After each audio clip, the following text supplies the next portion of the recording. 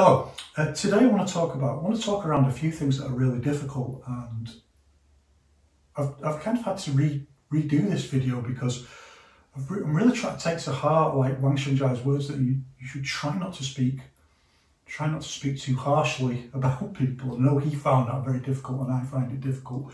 But I had a bit of an epiphany reading someone's words on the internet, and Yiquan instructor once again writing something really horrible on the internet, and it started me thinking about having compassion for these people and understanding why they've come to the place in life that they have where they would speak to other people like that.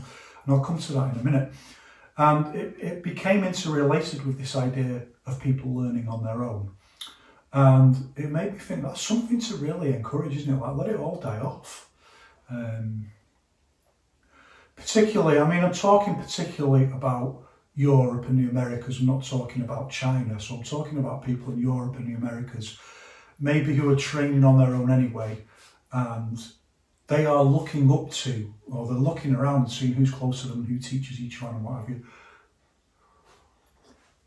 And they're really looking up to those people as the kind of exemplars, the people who apparently have mastered this, this amazing thing, and they possess this knowledge, and they, in and of themselves, represent some kind of advanced human being.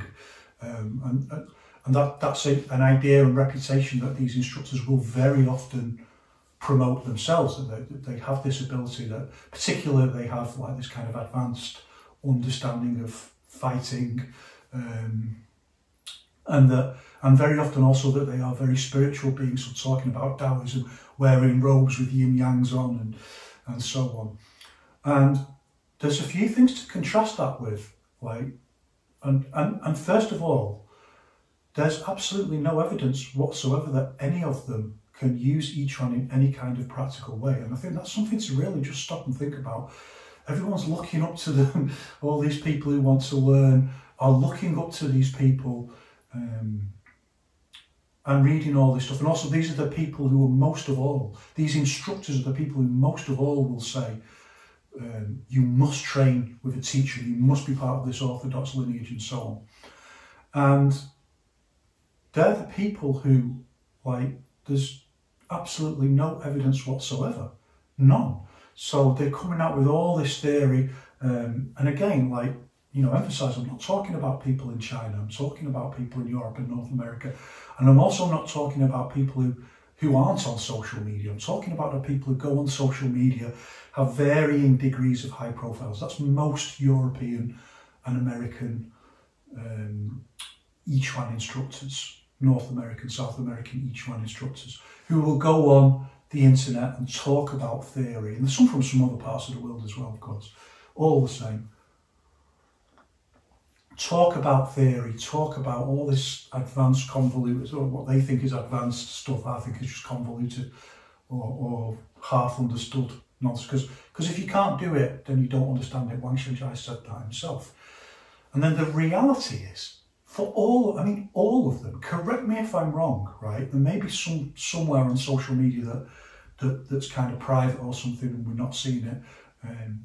But of everything that's publicly available over the past, 20 years, there's literally zero, think about it, zero evidence that any of them can use each one practically in any kind of life scenario. I mean, there's some that say, well, like back in the day I did this kind of karate sparring, and I did this kind of boxing, and I did this, and not kind of, they did karate sparring and they did boxing sparring. That's great. Yeah, what we're talking about is this advanced fight concept that they're talking about all this theory. Here's a video of me in a karate tournament. No, we're not talking about that. We're talking about being able to use to any degree, even just sparring with their students, like each one concepts, and showing, well, this is how it works in practice. There's none. And these people have got, some of them have got a lot of students. Sometimes the students are sparring, which is worse. which is worse, because then it's like they're living through the reputation of their students, which is just worse.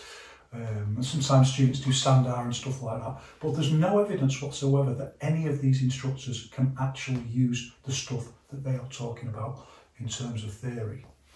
When you think about that, you've got to stop and think, like, well, why do you believe that they can actually do this? Why do you believe that this is where you would learn authentic, real Yiquan from? And then there's another thing as well, that while these people very often present themselves as having this kind of elite knowledge, and also present themselves very often as being like spiritual and involved with Taoism, and even wearing robes with yin yangs on and pictures of Buddhas and all this kind of thing. When you get beyond the public persona that they try and present like this, and when you actually see them or have some interaction with them or see them questioned, when the stuff that they do is questioned, then you see something else. You see, and not everyone sees this because they've not kind of looked into it and then kind of had a look at how these people are communicating with others on social media, but I have. And when you see how horrible, they're like the worst people imaginable, well, that's an exaggeration. I mean, they're not serial killers, I know that. They're not war criminals, but they are horrible, horrible people. And you have to understand that this horribleness, although it extends into communicating with other people, which I'll talk about, it begins with the arrogance of the way they talk about somehow possessing some kind of amazing martial arts ability that's like beyond, you know, like to hear them speak, it's like they're so far beyond like UFC champions and boxing champions, and like they possess something beyond. When there's absolutely zero evidence that they can even throw a punch in a live scenario. I mean zero, using any kind of Yiquan, what we could in some way say is Yiquan principles. That's horrible. And what it begins to unfold is, well, it begins to unfold a few things. And the first is an idea that like the stuff that I'm saying in being critical of this and saying like it's these people that everyone who look up to, actually we should be pitying these people.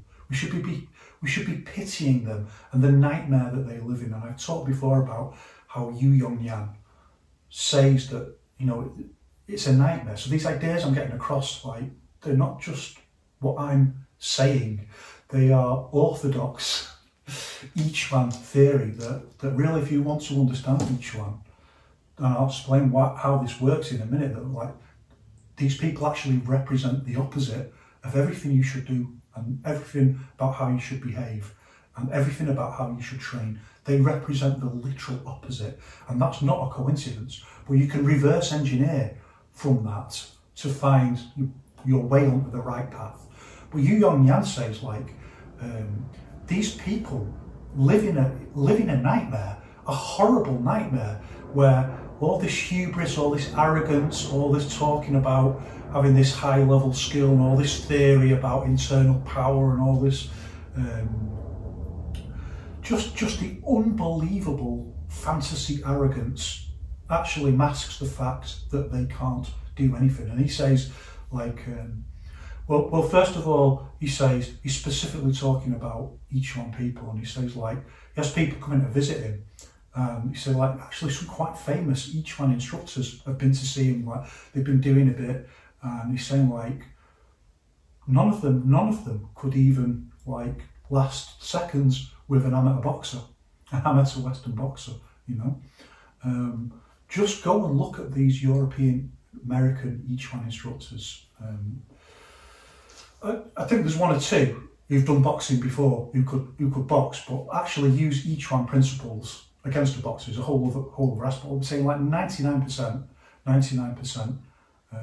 Most aren't fit enough anyway, and most just haven't got any real skill whatsoever in terms of actual practical use. If they did, they'd show it. So this is what you've got to get your head around, like understanding all these excuses that are made to hide this. But if you've got like 50 videos out talking about theory, or you're on the internet lecturing other people about theory and so on, but you haven't put anything out that shows that you can do this, there's a reason for that. And the reason is they can't do it. They can't do it. That's the reality. This is what Yiquan was getting at. And he says, it's a nightmare. It's an absolute nightmare for them. They live in this horrible world where they have to come up with strategies all the time to hide this. Anyone even gets close to uncovering this, they've got to decapitate them. They've got to, they've got to embarrass themselves all the time, saying like, "Oh, I don't owe you anything." It's like, no, but you've got like 50 videos talking about theory and what you would do. And then you've got people who say like, my martial arts is just for the street and all this. It's just, everything is just an excuse, right? There's no evidence whatsoever. Like in some cases they're like, well, UFC's got all these rules and all that, boxing's got all these rules. In a no rules fight, a boxer or UFC, amateur level, low amateur level, even just someone who's athletic beats them in seconds, like hands down every time, unless there's an absolute fluke, unless that person slips and bangs their head. Right? This is the reality. And if you don't think it's true, that's because you don't want to accept the truth. That's the reality. And so Yiquan says it's a horrific way to live like this, that they just go further and further away from any possibility of honest training because their students can never find out. And in many cases, it's the students themselves, the student expectations around the teacher. We've all done this, being in martial arts clubs of different kinds, and we point all these expectations about the teacher and we make it unbearable for the teacher. The teacher's got to have a strategy for that, and that strategy is getting the gloves on, getting a gum shield, getting smacked in the face, getting knocked over, letting students see that, you're just like everyone else. You're not an invincible super being. These people, their whole life is based around presenting themselves as an invincible super being, and that's horrible. That's a horrible way to live, and I have compassion for that, and I wish we could liberate all of those people who are calling themselves Yiquan instructors. Again, I'm not talking about China. There's clearly evidence in China that we can see, and there's reasons why we haven't got like massive amounts of video stuff from China, but some of the stuff that we see, it's clear that people really can use Yiquan. I'm talking about the Americas and Europe, and where you've got to stop and think about it. There's no evidence whatsoever that any of them can do anything practical. None. That's mind-blowing when you think about it. And they'll do all this stuff, I'll probably get one or two people threatening me and all that and say, come round and I'll smash your teeth in. No, let's see you do it. Like, these are all strategies. That's a kind of intimidation. If it's not that, it'll be something else, like we're above it and all that. Anyway, so Wang Shangjai talks about this idea, and he says like, in Chinese, he says in Chinese society, and I think we could extend it to almost pretty much, I think, any society, where the things that present themselves as the most virtuous and the most honourable, are very often the most hypocritical and the most corrupt and the most horrible, and we can all think of examples of that. And he says, but it's never worse than in Chinese martial arts. That's like the worst for it. That's the absolute abode of hypocrisy and charlatans. And the more someone's got an elevated level in Chinese martial arts, the more likely it is that this is just total hypocrisy, and everything that masquerades as virtue is really a vice. And it's like a mirror world. See that I use this idea all the time in my actual academic work, as a professional academic, because it's just genius. Like, it's not just that things are wrong, it's that they are the absolute reverse, the exact reverse of what is right. And I think that's just a brilliant insight.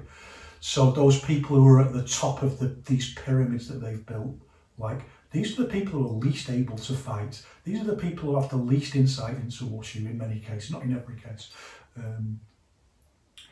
We know that there's like these isolated people who have just like achieved it and they've got something wholesome. But the vast majority, we can see that just from the American and British, European Yiquan scene, that the people at the top are the least likely to be able to do anything practical or show that or able to demonstrate that. And that idea is extended quite a lot by Daoxin, who says like these fall into these ossified, crystallized systems of orthodoxy. And he says like, I tell you who the real problem are. I tell you who really holds back innovation. It's the sifus, the so-called masters, the people at the top, it's them.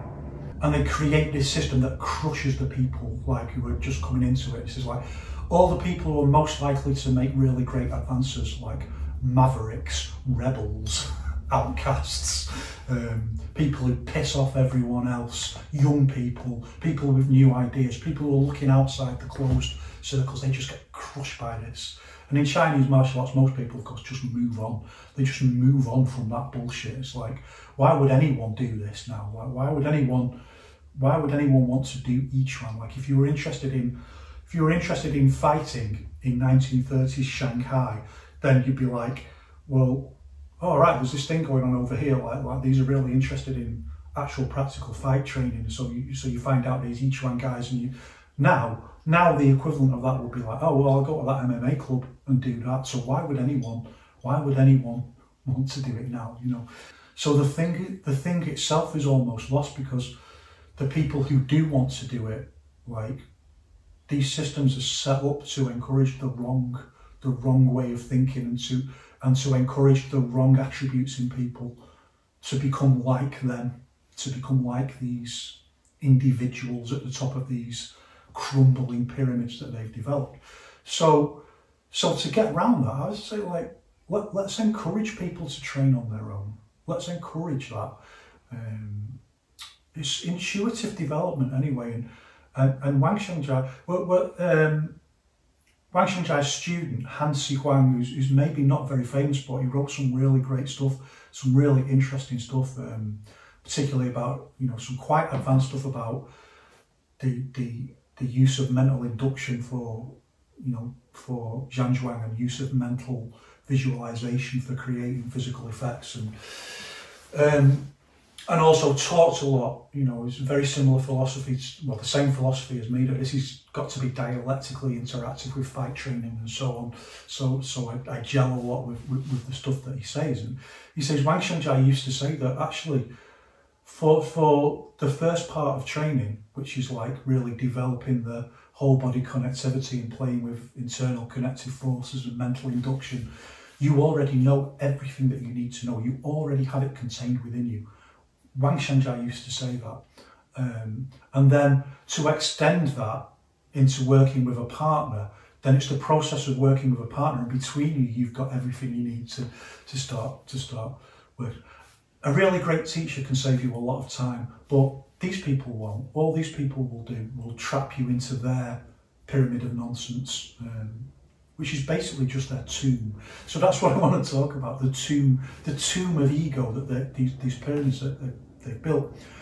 And I saw this individual who's writing on a forum, and it doesn't matter which particular meaningless faction of Yiquan that they belong to, because they're all the same in their own way. They're all the same in the same way, in fact. And what's happened is someone's asked a very simple question about using Zhanzhuang for alleviating that problem. And this individual has written, this Yiquan instructor has written this very long rant that was really appallingly not just insulting, but arrogant, and just started like kind of drifting into like this quite interesting thing, like, do you have a teacher? No, you don't have a teacher, which reminded me a little bit of like bullying at school and saying like, you haven't got a dad, you know, it's that kind of thing. And then saying, you know, like kind of, do you know who I am? I'm a direct descendant of Wang Xiangjai's adopted son, and like a series of things that I can talk about, and just see why these are exactly the opposite of how you should think about things. And all so-called Yiquan people, apart from our, only our brand lineage is the true lineage, and all you so-called fake Yiquan people, and we're descended from Shaolin, and all this adding in kickboxing and talking about structure, and this is all meaningless, and what really matters is like the ancient Shaolin art of transforming your internal energy so that, like you don't need any fight training really. You can just touch someone and they'll ping back, like you've all seen those kind of videos. And like a really long, really offensive, and to be fair, another Yiquan instructor has pulled him on it and said, well, you're an Yiquan instructor, you really need to speak to someone like that. And then he's written another long thing saying, well, you don't know my history of this person. I've been explaining all this stuff and he won't listen to me and he's questioning what I say. And epiphany. What you're seeing here is someone with an incredibly fragile ego who's built this structure, and it's a mile. I got this off Cobra Kai. It's a mile wide, but it's an inch deep. And behind that inch deep facade, there's a person with such an immense inferiority complex that they have built this ridiculous ego structure that places them in this lineage, and they've got this secret magical power that they've inherited from the ancients of Shaolin. You go online and you look him up, and he's one of these charlatans who, is just touching someone and they're throwing themselves back, and there's no other word for it. It's just charlatan. It's fantasy. It's ego fantasy that they've built this like. You may as well just construct an identity that says you're descended from Hogwarts and you've got this magic power. It's exactly the same thing. That's what you're saying. You're descended from Hogwarts and you've got a magic wand, and you don't have to learn fight training. You're just going to go like that with your magic wand. And I'm saying that like there's videos of me where like I just go like that and my student gets pinged back and all that. Well, that's not magic power. That's just because he's off balance. Like everyone does that. You see little kids doing it to each other.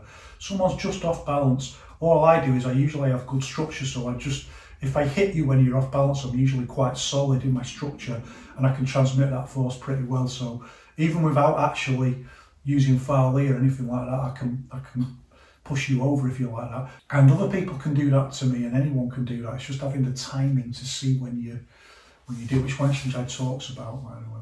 But what this guy's demonstrating is something different. It's like, there's people with their hands out like that, and he's going like that, they're jumping in the air, and you know that kind of thing, those kind of demonstrations. And that's by no means limited to any one branch of Yiquan. It's right across the board. I have to say there's some very problematic demonstrations from famous Yiquan instructors in every. Well, maybe not every, because Wang Xinjai had a lot of students, so there's a lot of people we never see, I suppose. But those that we're seeing seeing videos of, there's problematic demonstrations from almost everyone, is the reality. So it's not just about this. And also, this phenomenon of speaking to other people with unbelievable arrogance and really putting down beginners, that's also a phenomenon that you see right across the board. Right across the board. It's not limited to one particular Yiquan school, but I will say, like, there are some that are structured in such a way that it encourages this. We'll maybe talk more about that in a moment. So also with this individual is like the YouTube footage that's out of him, and also really anyone from his school. There isn't that much, but it's very carefully managed so that it's mostly just photographs, which is quite interesting, because it's very hard to tell someone's obviously level from a photograph. Although Kenichi Sawai said you could learn from a photograph, and I think that's brilliant, and I always say that when people say you can't learn from a video and stuff like that.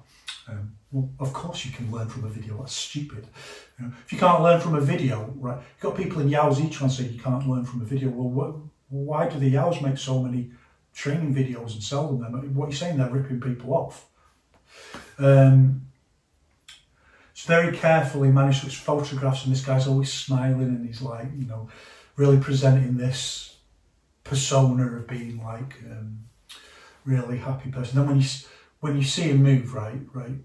So one of the things that he talks about is this idea. Wang Shengjai says, if you move like me, you know, if you copy my movement, you're doing it wrong. But if you don't copy my movement, you're also doing it wrong. And he's got, because he has no idea really what he's talking about. He comes out with this cod philosophy around this. And what that means really is very simple. That there's a way that you move with whole body connectivity, and you don't really get it through mimicking other people. You've got to kind of get the feeling yourself. But when you've got it, like, everyone can see it. Everyone who knows what they're looking for can see it. A little bit, moving a little bit like a body popper or something like that. That kind of movement, or like a giant insect. Whole body integrated, structured connectivity. You know, it's a physical aesthetic that you can see. Wang Shengjai himself talks about that idea and says, like, it's quite interesting how Chinese opera people very often have something like that, and yet they can't fight. You know, like, because they don't have to then extend that into thinking about impact and hitting and rooting and, you know, absorbing force and stuff like that. So, and you can see from this guy that he really doesn't have it. It's kind of, I mean, I thought it's actually sad. I thought it's actually sad. So he's got, you know, that's why he's pretending to have these magical fantasy skills where he just touches people and they fly away. And he actually says, you know, he says in this rant, like, if you've got true Yiquan, you know, you can just, it's nothing to do with structure. People who talk about structure, it's just like, you just lightly touch someone and they'll fly back. And of course, that's the magical fantasy that everyone wants, isn't it? That they want to buy into. And also, not to be like too rude or personal about it, like, this person doesn't look like an athlete. And I know, like, you won't watch UFC heavyweights, and some big fellas can, you know, can do like 3 rounds of MMA, and it's like in the heavyweight division. And but I don't think this person could. You know, being completely honest, it's a mile-wide fantasy of bullshit. And it's an inch deep. So the moment someone like just starts going, well, hold on, is this real? Is there anything behind this? Is there anything substantial here? And questioning it, like the finger presses into the wound behind this facade. That massive facade, that massive mask isn't there for no reason. It's not that size for no reason. The being behind it is such an unbelievable suffering being whose sense of inferiority must have crippled them all their lives. Must be like the most horrific thing to live with and endure, that they have built this protective shield around themselves to defend us. And the moment someone just even questions it a little bit, it just falls apart. This smiling face on the videos is like showing all this stuff, and this just nonsense movement, and absolutely nonsense. The moment anyone tries to look beyond that, then this horrible child comes out and vomits their ego over, you know, like, as if their stomach acid could just dissolve. You know, they would decapitate you rather than allowing you to see that behind this facade there's nothing. There's nothing but a terrified child making up a fantasy. And that's the reality. And this isn't particular to any particular branch of Yiquan. We could talk about other martial arts as well, and particularly other Chinese martial arts. I've seen the same from all, right? It's the same thing, buying into this fantasy, and then, but what we need to be aware of is that these are then constructed into like pyramid schemes to draw other people in like that, to prey on people's insecurity. And let's face it, we've all got them insecurities in one way or another. You know, it might not be an inferiority complex, it might be something else, but we live in a world that can be very alienating, that, you know, step by step, day by day, we're kind of looking around and thinking like, well, you know, everything that's going on in the world and the economy isn't really working for doesn't seem to be working for ordinary people anymore, and people feel alienated and disempowered in multiple different ways, and there are monsters on the path ready to prey on that. So this person I'm talking about belongs to a particular group within Yiquan, which is particularly problematic, I think, which can maybe talk about another time. But the reality is they're all the same. I think the group he belongs to kind of exemplifies the extreme commercialisation of Yiquan, and is particularly designed to hook into the kinds of things that I'm talking about. So it says things like, only what we do is Yiquan, only what we do is the real thing. Like, and there's no other authentic, you know. Well, if that's true, then we're screwed, because literally none of them, nor their teacher can actually demonstrate any practical ability whatsoever. Certainly not on camera. Look, if they could, they would. It's all right thinking like secretly they do all this stuff. You know, Zhao Daoxin talks about how people want you to think that secretly they're doing all this stuff, like, and you see the reality. Well, we've seen the reality, and the reality is they can't. But actually, it's all branches of Yiquan who've got these problems. But this individual, he particularly exemplifies some things that we can learn from. So I think actually it's good. It's good if people start learning on their own. Avoid these people instead of looking up to them and thinking like you want to be like these people. Start having compassion for them, because they're all like that. They're all like that. That's why they're all horrible for the most part. Not all of them. Take that back. They're not all horrible, but they've all got these things that are like a mile wide, and it's like, well, which one of them's have got?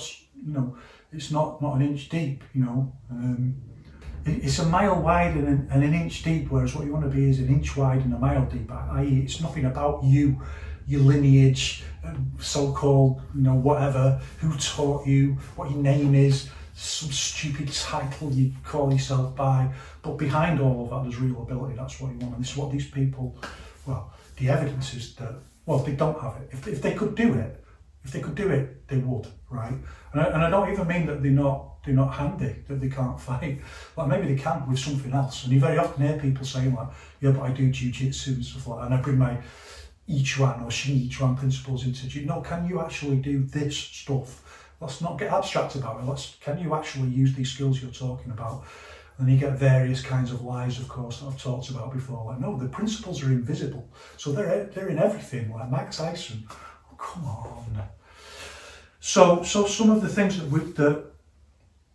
we can learn, particularly from this individual, right? So some of the things that he says. So first of all, directly contradicting the teaching of Wang Shanzhai. So that's really interesting. So he's saying like, oh, people talk about structural movement, like have really gone on the wrong path, because what we're talking about really is some kind of internal force that you develop. But then when you go and read Wang Shanzhai, he isn't talking about, well, he talks about like the internal tensions of the body and contradictions of the body as a structure. Doesn't talk about like kind of chi force or some kind of, I don't know, some kind of supernatural or spiritual, you know, like when they talk about spirit and spiritual, they're talking about like kind of mental activity.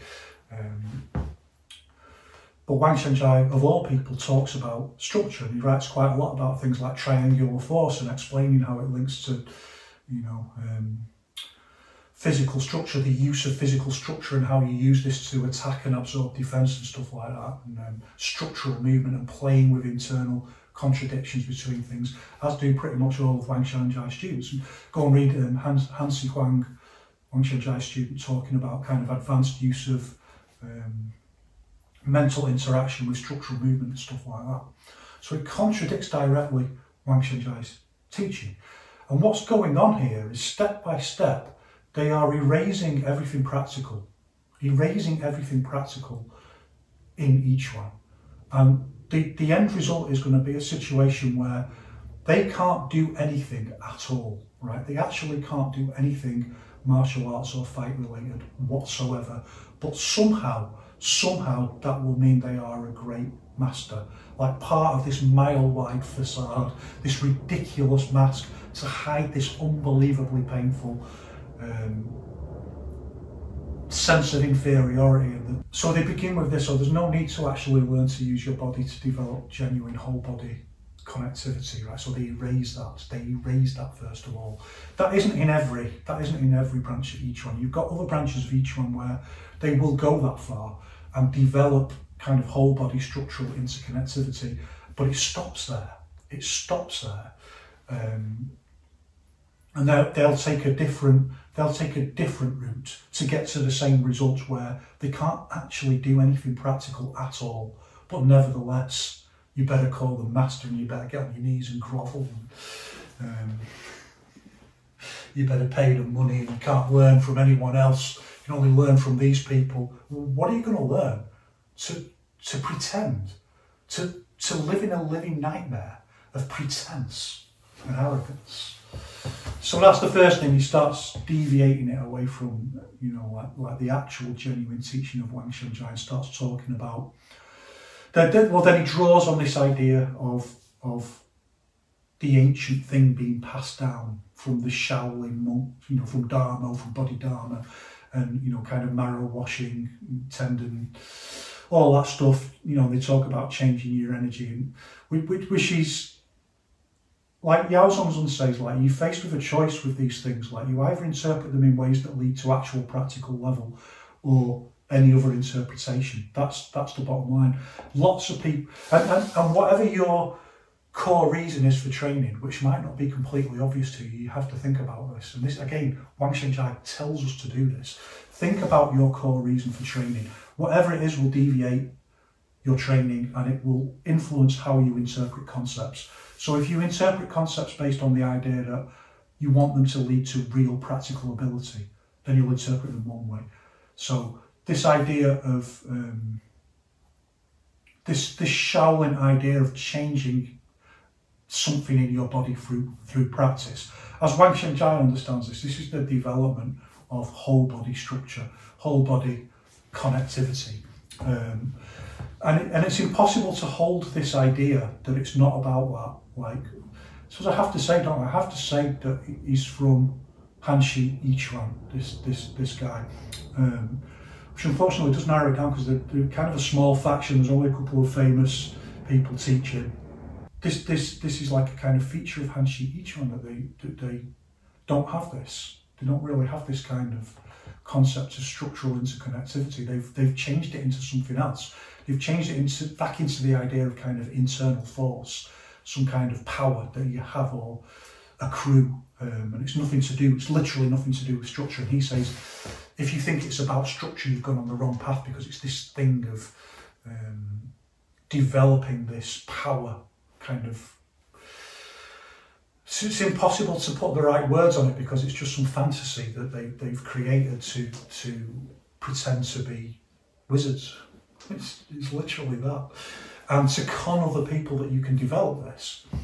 So you can interpret, so if you interpret it the other way, then it's that. So it's that's been passed down from Shaolin. And obviously some people want to believe that. And those people who want to believe that are prepared to pay. This is the bottom line. Those people who want to believe that are prepared to pay. And if you go and look at how Hanshi Yiquan is set up, it's a highly commercialised enterprise. It's highly commercially structured. I'm not saying the other branches of Yiquan aren't commercial, because they, in most cases, certainly are. This is highly structured around commerciality, particularly designed, I think, for like the American market, which explains other things as well, like a massive de-emphasis on standing. Because standing's not good for business. Someone's standing for 40 minutes, like, people don't want to pay. Very few people want to pay money for that in the American market, so they de-emphasise it, massively de-emphasise it. That's not that important anymore, and they just step by step take away all the things that would actually indicate practical ability, including push hands. That's a whole other story. If you don't know about Hanshi Yiquan, it's kind of supposedly developed from Han Qingqiao, but I actually don't believe this, that supposedly Han Qingqiao gave his blessing to this, and personally I don't believe that. I think that's a lie. I think that's like just a commercial origin story.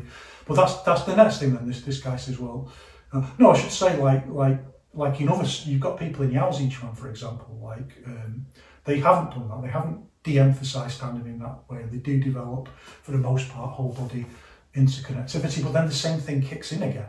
The same thing kicks in, because from there, you've got to go into practical fight training. And again, I'm not talking about people in China, that's a whole other question. I'm talking about the people in Europe and North America and South America, why we never see them actually doing any kind of fight training, anything that would really look like fight training. Why? We might see them training kids, we might see them have students doing fight training, but why do we never see the instructors doing it? So something happens there that there's an end point where this doesn't happen anymore for them. If it did happen, So I mean, someone posed this question of why, and I think like there's really only one answer, right? Because if you could do it, you'd do it. Like who wouldn't do what I'm doing, like showing yourself sparring and doing stuff like that, doing cool stuff and looking super cool just like me. Who wouldn't do that if you could? You know, it's not humility. It's not humility because you read the arrogance of the stuff they're coming out with, the do you know who I am, and the convoluted theory, and then when they're getting questioned about actual practical use, same thing, they vomit their ego onto it. So again, mile wide facade that's an inch thin. Now I'm not shy of having a ding dong or an argument on, you know, like but if you ever see me do it, like the one thing I always do in an argument is the moment people start talking about practical use, I say, let's see, post a video of you and let's see. And if they don't, then I'll be like, you know, it's not even worth arguing with you. It's not even worth bothering, you know. If you can't do that, then shut up. Shut up about it, you know, like it's all nonsense. In some cases, they try and get away with being old, but I mean, like, you know, there'd be video. You know, they've been teaching for years, you've been on social media for years, like, you know, there'll be video. I mean, I'm in my mid-50s, I'm still sparring, like, where's their, you know, where's their stuff, you know? So anyway, he uses this idea of lineage and that he's directly descended from, do you know who I am? You know, Han Xinxiao was Wang Shenzhai's adopted son. I was just saying, like, this is different from the other nonsense, like the Chuck Fung and Fong Han. What's the other one? Sam. Sorry, I just threw up a bit in my mouth thinking about all of them. The comedy Hans Yiquan club, you know, like it's by no means all people in Hans Yiquan. It's by no means all people in Yao's Yiquan. It's nothing to do with any particular school. It's just individual groups that are corruptive, who've all gone down this fantasy bullshit path. Some cynically just to make money. That's like, well, and others who are like this guy. Come on, do you really believe that he's got magic powers? Do you really believe this? You know, everything that he has to do to hide the fact, even from himself, that he hasn't really got magic powers. You know, it's pitiable. It's like Yu Yongnan says, it's pitiable. Like, you've got to have some kind of Zen compassion for the horror of existing like this. But then like in the Yaos, like, you've got these people that got to a certain point, you know, like I see quite a few of them, like they've got good structural whole body interconnectivity, and then it's like, well, why do these either fake demonstrations or no demonstrations at all of actual practical ability or really set up? Why not just put the gloves on and do a bit? And then all the same bullshit starts coming, and it's like, right, okay. The only thing that really explains this is that they were never really able to do it, even when they were training in China for, you know, however long, like, and they got the certificate and all that. They never really did that. They'll say they did, but they never really did. If they did, then they demonstrated. That's the bottom line, right? You just got to hold on to that. They wouldn't be on the internet giving it up the large one, and then when it comes to like, yeah, well, let's see you in action. No. You know, that wouldn't happen. That wouldn't happen. The ego and arrogance that would spew this horrible shit that they come out with about their greatness, right? If they could do it. Some people who are great have big egos, you know. If they could do it, believe me, they'd do it. They'd put it on video and they would put it out there. They can't do it. They can't do it. It just stops there. It just stops. So they've just taken the kind of fantasy to the next to a kind of minor next level where they've got a bit of structural whole body connectivity, which at the end of the day, so is a body popper, you know what I mean? It doesn't mean anything at all. And the amount of times I see someone with good structural interconnectivity, you know, when you start seeing them, just even trying to like kind of do fat elite or issue force, it looks ridiculous. It looks absolutely ridiculous. There's one quite famous Yiquan instructor who is from China, who went to America, and like his whole body connectivity is outstanding. And I saw him like doing far elite, and it was just like, looked like he needed medical attention or something. Like, it was just ridiculous. He's clearly not taking it to that next step. They just think it's just like a fantasy where they think the next step will somehow. So anyway, he talks about, this other guy talks about, the Hanshi Yiquan guy talks about this connection to lineage. And again, this is something like that the Yaos people do all the time. We've talked before about, there was an idea at first that by emphasis, like Wang Xinjai didn't like this idea, but by emphasising it, there was an idea that we could stop the charlatanry, that we could stop the jokers. But look, that's not worked out, has it? It's done the exact opposite thing. It's the mirror world again that Wang Xinjai warned us about, that actually this is formalised, it's codified charlatanry. The charlatans can actually get away with being charlatans by saying, I'm the direct descendant of Han Xinjiao. It's like, are you though? What does that even mean? There'll be some charlatan 100 years from now trying to say that, well, who has some loose connection to me, using me to justify their charlatanry. And someone will be arguing with them and saying, you're a charlatan. I support the person who's arguing with them. I don't support them. I think Han Xinjiao believes in all this, would have supported all this, pretending to have magical powers. You can go look at Han Xinjiao and you can go look at Han Xingyuan. Neither of them have got magical powers. They're just training perfectly normally, just like everyone else, mostly of that generation. There's a few of Wang Xinjai's students who are also charlatans, who use their connection to him to swindle people, pretending to have magic powers. And if you believe that they really do have magic powers, I'm telling you, these groups are looking for you to take your money off you. That's why they're doing this. They want your money, it's as simple as that, and they want your worship. So I think with this guy, it's more about worship than money, but who knows. But the bottom line is, whether it's Han's Yiquan, Yao's Yiquan, I mean, all of that's obviously nonsense, because what we're talking about is intuitive development. That's why you can do this on your own to a large extent. It's intuitive. Wang Xinjai said you already have it in you. You've just got to unfold it. Teacher just saves you time, but you already have it in you. So I'd encourage you to do it. Go for it. What does that even mean, training on your own anymore? There's like tons of information out there, learning on your own. Most of the time, you're just looking at someone and trying to copy what they do. You can copy it off a video the same as copying it off someone in person. Yeah, like Kenichi Sawai said, you can learn from a photograph. Well, there you go. There's never been more information. You'd be better off doing that than training with these miserable beings who live in this nightmare of fakery and terror that anyone would ever find out. But you can't inherit level, whether it's Yao's Yiquan or Han's Yiquan. It doesn't matter who you are. There's someone in the UK who's quite famous who talks about, of all people, being descended from Zhao Daoxin. There's no evidence he could even throw a punch, never mind. You know, people fawning over his lineage, and it's just like, is he a horrible person? Yeah, he is. I've had some interaction, and my opinion is he's horrible. So it doesn't matter, it's meaningless.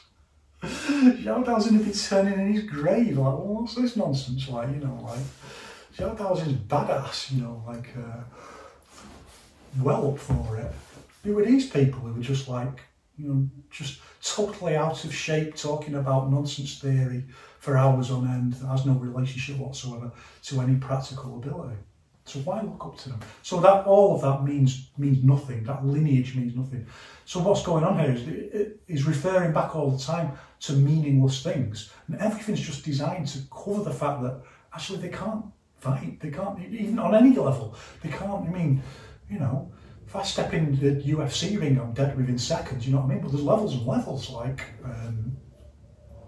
at least some ability to use this on a hobby level. So at least you can go down to the local gym and put the gloves on and do a bit, and it's kind of identifiable, like this is what you're training for, and there's some connection to, you know. they can't do it.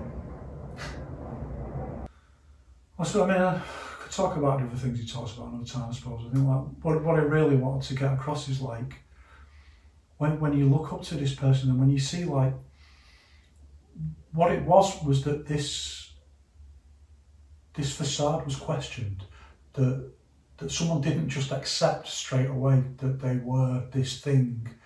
And this is exactly, I've seen this the same for it's almost everyone really, I think, involved in Yiquan, certainly outside of China, who's put themselves in any kind of authority position. The moment this is questioned, and there's some who've kind of been a bit more careful lately with their personas, but I know because I've been back and read stuff from the past. I've done my research, because that's what I do, I'm a researcher, and just read like them being horrible, absolutely unbelievable, horrible. Everything they do is structured around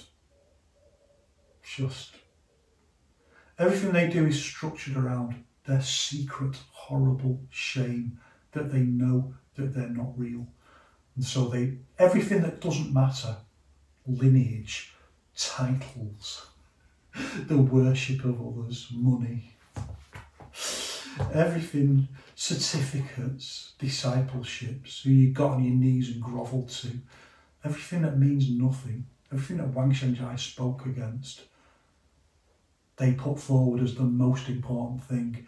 And everything that Wang Shengjai said that was important, they say is nonsense. Just imagine this guy, right, like gets in the ring with a kickboxer to show this thing where it's not mere kickboxing. That's quite interesting. Or if you cross train kickboxing or boxing, you've polluted the true vision, which obviously is a reference to Yao's Yiquan. And so this idea of being like the pure, it's like, just like any religion, they're not the pure sect, we're the pure sect. So this idea of purity, I think, is quite important as well, like in this ridiculous ego structure. If he gets in a ring and we've seen it, haven't we? We've seen it loads of times, for Yiquan people getting in a ring with, in many cases, like direct students of the people that are arguing like this, and then you just get leathered. Because they've got zero skills, like not even skills that are up to it, like literally zero skills, and you can see they've never done any. Then you've got other people who are pretty good at Sandar, and then you've got people saying, "Oh yeah, that's Yiquan in action." It's like, yeah, but it's not though, is it? It's Sandar. It's just like all other Sandar. It looks exactly the same as all other Sandar. You might as well not do any Yiquan training. You might as well just do Sandar. So. But yeah, to keep the focus on this dude, like he's going to get in a ring with a kickboxer and go like that, and they're going to go flat. No, and he's going to find within seconds, like that 20 seconds of fighting, even 20 seconds of sparring your mate or your student is like, you're going to be gassed if you're that out of shape, and then you're going to get hit in the face, and it's going to be such a shock. It's going to be such a shock to you when you get punched in the face, that you are going to go into shock, and in that moment when you're in shock, you're going to get hit again, and that's it. You're routed, and we see it a million times when we see like these Yiquan people spar. You're like straight, this thing where you turn straight away and then you start getting hit in the side of the head, and you've no idea what to do. You've no idea what to do. Not even the presence of mind to do what I do sometimes, which is just get out of the way, just run away, get out and back up a bit, and tactical reassemble yourself. Because there's no fight training. There's nothing. There's no fight. There's no reality to what they're doing. So what I would encourage people to do is, instead of looking up to these people as something to look up to, is to actually pity them. Or to have a warrior's compassion for them, which is something I heard somewhere, which is like compassion without pity, apparently. Like a kind of Zen compassion, and seeing that these are incredibly suffering beings behind all this nonsense. Otherwise, why would they be wearing these ridiculous robes and giving themselves titles? And it's not brain surgery, is it? The moment this thing is poked, this vial, it immediately vomits on you. Be an inch wide and a mile deep. Let's say on Cobra Kai. Have pity for them. And if you're training on your own, just train on your own or without a teacher. Yeah, go for it. Let all that burn. Let all that burn, and then maybe out of the ashes something cool could, you know. It's in you. Wang Shangzai said it's in you. You already know. You already know what you need to know to make all those first level steps, you know, like up to up to the point where you start doing fight training. Like, go for it.